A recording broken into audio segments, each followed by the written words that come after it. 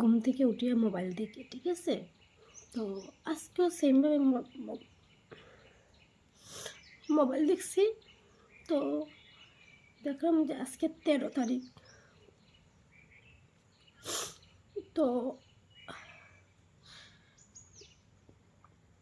Next মান্থের same 13 তারিখ আমার বিয়া। এরকম না যে আমি খুশি না, খুশি, বাট একটা অদ্ভুত ফিলিংস লাগে সকালবেলা উঠিয়া। মানে লাইফের সব কিছু চেঞ্জ হইতে যায়। যাই হোক, সকালবেলা উঠে আজকে 13 তারিখ দেখে বহুত বেশি মন খারাপ হয়ে গেছে।